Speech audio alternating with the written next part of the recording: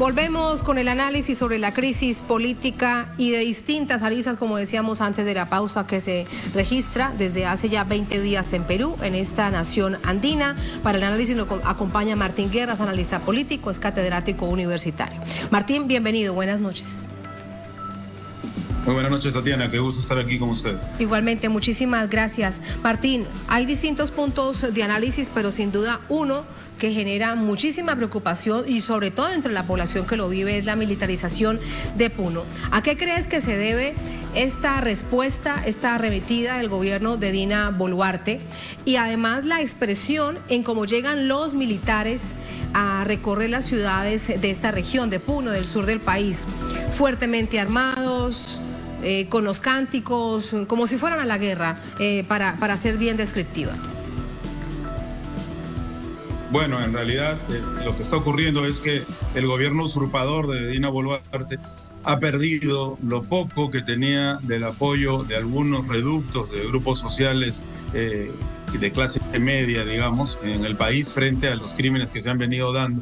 El detonante de esta pérdida del pequeñísimo colchón de soporte que pudo haber tenido en la sociedad fue lo que ocurrió el sábado pasado con los estudiantes de la Universidad Nacional Mayor de San Marcos y las intenciones de ingresar también a la Universidad Nacional de Ingeniería. El maltrato que se ha suscitado con los estudiantes, ahora estamos viendo denuncias de abuso físico, de tocamientos indebidos. Tenemos uno de los compañeros universitarios más notorios, casos que ha salido golpeado y que tiene desgarramiento muscular, entre otras cosas, ¿no? Y otros casos que se han presentado. Eso en la ciudad.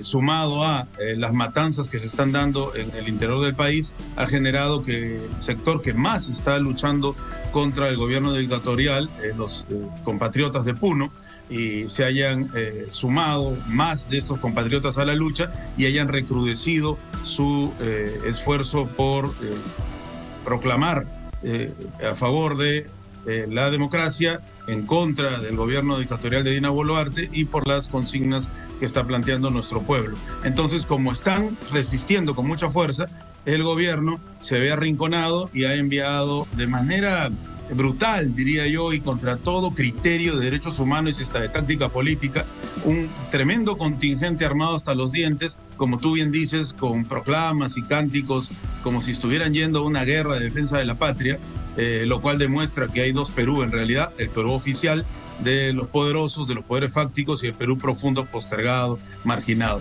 Y se han dirigido a atacar a nuestros hermanos de Puno, de las provincias de Puno, que están resistiendo y que están planteando con todo derecho el irrespeto a este gobierno usurpador, incluso constitucionalmente, en cuanto al derecho a la insurgencia, y que están proponiendo además la restitución del presidente Castillo, la libertad del presidente Castillo y la convocatoria en la Asamblea Constituyente, además de la reforma profunda del Estado.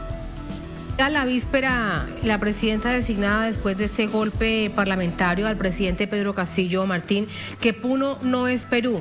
¿Qué debemos entender detrás, de fondo, interpretar en esas líneas que quieren dividir al país, que se alejan aún mucho más esta Lima, donde está el poder político del Perú profundo?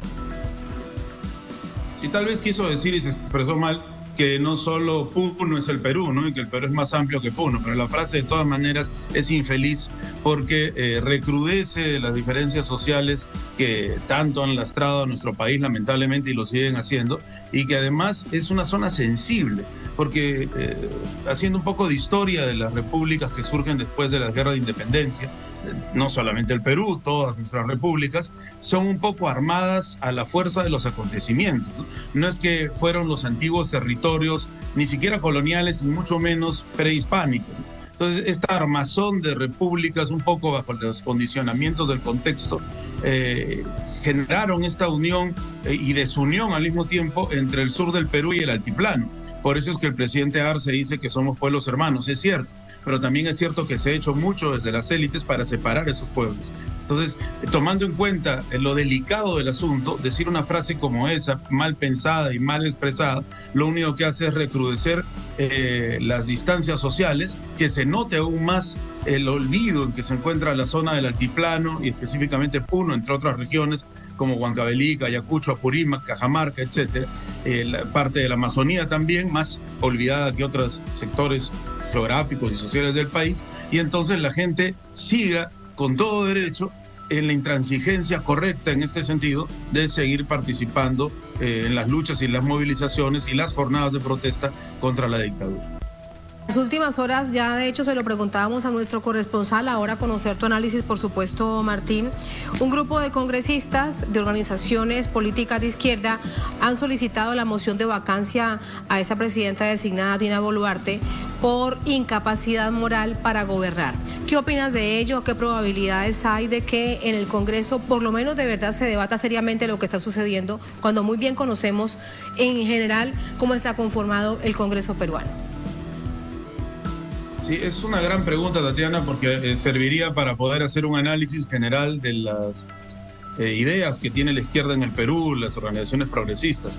Hay dos caminos, básicamente. El que convoca el pueblo, que a veces no sale en los medios de comunicación, ni siquiera en los medios de comunicación alternativos o progresistas, que es la restitución del presidente Castillo, la vuelta al 7 de diciembre, donde él convocó el cierre del Congreso, la Asamblea Constituyente y la reforma del Estado, y la otra posición que vacó a Castillo. Recordemos que la izquierda en el Parlamento vaca a Castillo, no podemos olvidar aquello, y están buscando una salida institucional, presentar una moción de vacancia que por el momento no va a tener, como muy bien dijo tu corresponsal, no va a tener buen puerto porque no hay los votos necesarios, y además de esto, cambiar la mesa directiva del Congreso para tener un nuevo presidente que sucediera a la señora Boluarte en este gobierno usurpador y que convocara las elecciones. Elecciones que, en el mejor de los casos, las ganaría ¿quién? El progresismo, bastante difícil.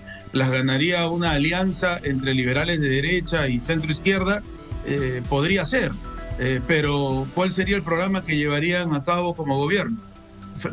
Como están las cosas, con los 53 artículos de la Constitución que ha cambiado durante todo este año y 5 meses el Congreso golpista, con las leyes que se están proponiendo para mediatizar la elección de los mandos del poder electoral en el país, y también para impedir la inscripción de partidos políticos que estén en contra de la situación dada, porque se ha planteado un proyecto de ley para que los partidos políticos prácticamente que se inscriban o que participen en elecciones sean de acuerdo a lo que quiere el gobierno ilegítimo actual y los poderes de siempre, las oligarquías, ¿no?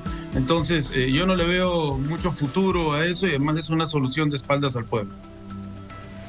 Y otro punto para destacar, que ya no lo estabas contando, no quiero dejar de pasarlo, Martín, tiene que ver con la exigencia y cómo se va conformando y ampliando el Comité por la Liberación del presidente Pedro Castillo, del que haces parte. La víspera vimos cómo en la CELAC social, de lo que vamos a conversar más adelante en próximos minutos aquí en Es Noticia, pero no de esto, sino de cómo se conforma la CELAC social. En todo caso, un capítulo fue la crisis en Perú y el retorno del presidente Pedro Castillo. Así que lo vemos que hay estrategia hacia adentro, preguntarte cuál es, y hacia afuera, qué más se hará para visibilizar esta situación. Sí, justamente además del apoyo que ha tenido el pueblo peruano con los mensajes de Andrés Manuel López Obrador y las participaciones del presidente de Chile, del presidente Luis Arce de Bolivia, del presidente Gustavo Petro, se desarrolló también la CELAC social, y hacia allá fueron el presidente del Comité por la Liberación del presidente Pedro Castillo, el congresista Pasión Dávila, y el abogado del presidente Pedro Castillo, Wilfredo Robles. Ambos concurrieron a la CELAC social como miembros del Comité por la Liberación del presidente Pedro Castillo, y han tenido reuniones con diferentes personajes del progresismo latinoamericano, entre ellos, por ejemplo, el expresidente Evo Morales, el diputado argentino Juan Marino y otras tantas personalidades que han apoyado la moción del comité que exige la libertad del presidente, pero además la restitución del presidente Pedro Castillo. Y la respuesta no se ha hecho esperar. Los medios de la concentración mediática en nuestro país, el Perú, comenzaron a atacar a través de los programas televisivos y de la prensa escrita a Pasión Dávila y Wilfredo Robles por haber acudido a Argentina, según ellos con mentiras. Pero en realidad la narrativa de estos medios es desestimar y deslegitimar a estos compañeros que están defendiendo en el aspecto jurídico y en el aspecto político al presidente Pedro Castillo. Porque la vacancia, Tatiana, se hizo de manera ilegal.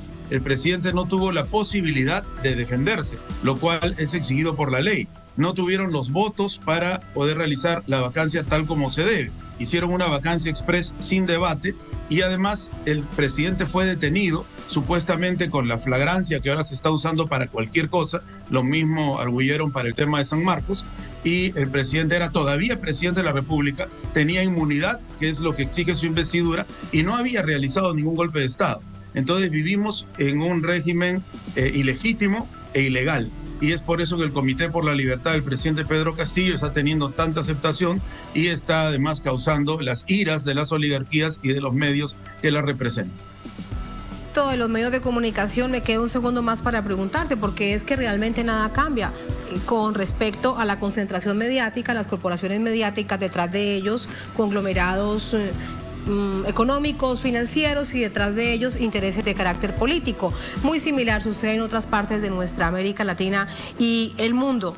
¿Hacia dónde percibes que va entonces esa propia estrategia mediática de esa concentración y esa propia matriz de opinión? Lo que quieren es que se maten todos en Perú, que es lo que buscan los medios de comunicación, porque como están las cosas, parece una sin salida.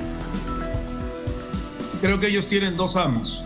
Y en todo caso es una opinión a título personal. El primer amo es el dinero. El gobierno de Boluarte les ha entregado 1.800 millones de soles en publicidad estatal. El presidente Pedro Castillo no les entregó ni un sol. Y el segundo amo es el imperialismo norteamericano. Y hay que decirlo, el día de hoy se ha dado una gran marcha del pueblo peruano, de nuestros hermanos de provincia, hacia la embajada norteamericana. ¿Por qué el imperialismo norteamericano? Porque el Perú es probablemente el último reducto en la región en donde no se ha permitido que un gobierno progresista pueda desarrollar su programa político. Entonces ellos van a estar virando los medios de comunicación de acuerdo al amo que más pague, o el Estado peruano o sus ligazones con el gran capital transnacional. Por eso es que van cambiando a veces de postura. Si ven que el pueblo resiste, van a ir abandonando la ultraderecha, representada en este momento por Boluarte, y apoyando a los liberales. A ellos no les interesa, Tatiana, gane quien gane, sino el triunfo que ellos puedan tener en la repartición de los dineros del Estado para la publicidad en los medios, y también para poder permitir que otros conglomerados y lobbies económicos a través de los medios sigan explotando los recursos naturales del país. Esos contratos ley que el presidente Castillo no iba a firmar sobre recursos naturales y recursos mineros principalmente, los está desarrollando ahora en el gobierno Dina Boluarte. Entonces ahí está un poco la materia de las razones que estuvieron detrás del golpe. Y lamentablemente bombardean con esto a la clase media limeña, que es muy permeable, no se identifica mucho con el pueblo al que pertenece y termina dando la razón a los medios, pero cada vez menos, como ya estamos viendo, porque ahora la violencia indiscriminada se ha trasladado a las calles de Lima. De manera indiscriminada. Martín, gracias por ese análisis profundo como siempre. Muchas gracias. Muy buenas noches. Gracias, buenas noches. Muy buenas noches. Así vamos a la primera pausa en esta emisión.